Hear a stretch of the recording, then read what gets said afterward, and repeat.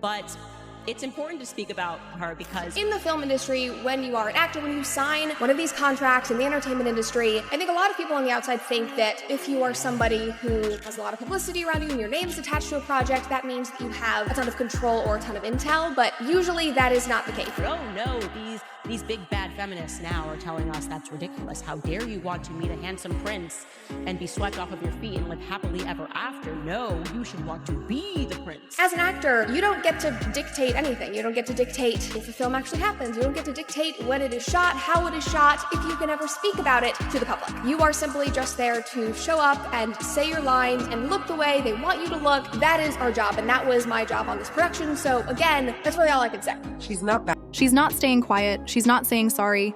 Now she's fighting back. I'm getting a lot of questions about, how do I feel? Let's address the elephant in the room. Just days after news came out that Rachel Zegler was being sued by the Evita team for breaking her contract, things have flipped.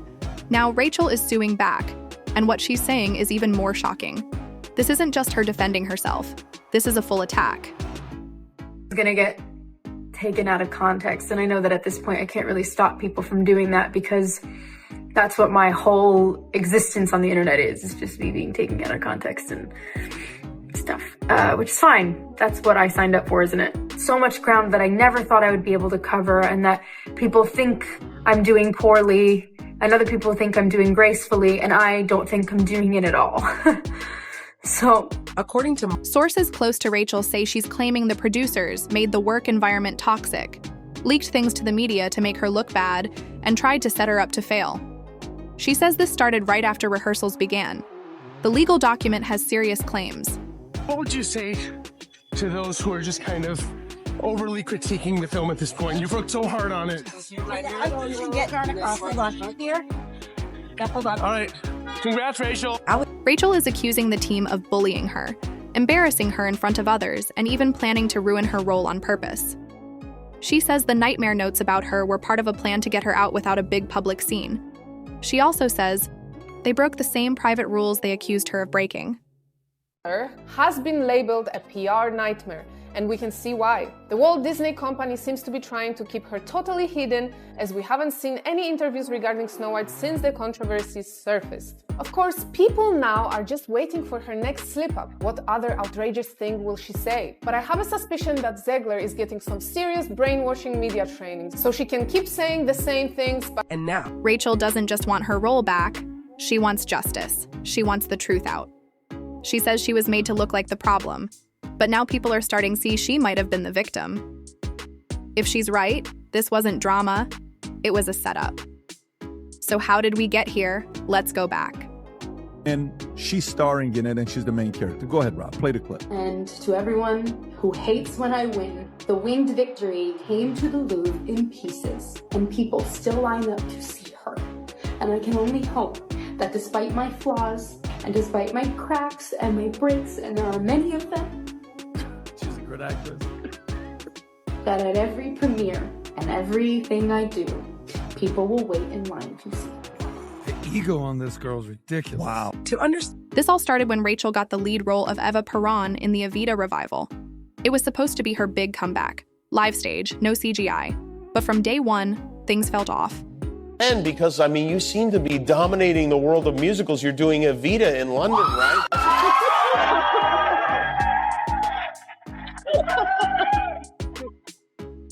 Big Andrew Lloyd Webber fan right over there.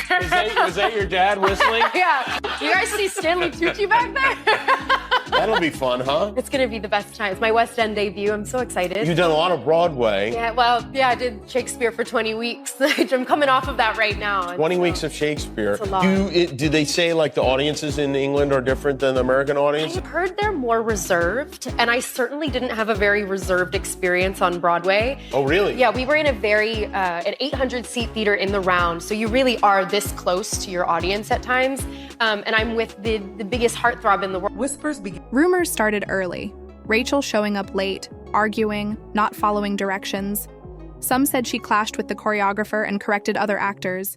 It seemed like normal stage stress, until everything exploded. What is it like for you now, having all of this? I think it's a lot of pressure, right? It's definitely a lot of pressure, but I surround very good people who keep me grounded, and try to just stay as true to myself as I possibly can. In one rehearsal, things got out of hand. Rachel reportedly threw a prop and yelled at the director. Security was called and she was taken out. Then, videos started to leak. Oh, I'm sorry.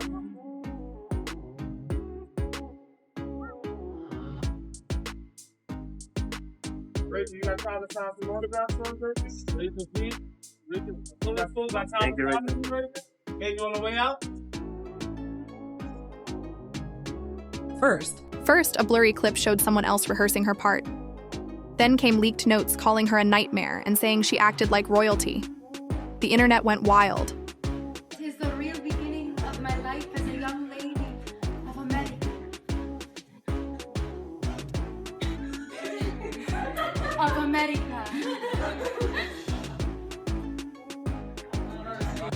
People said Rachel was the problem.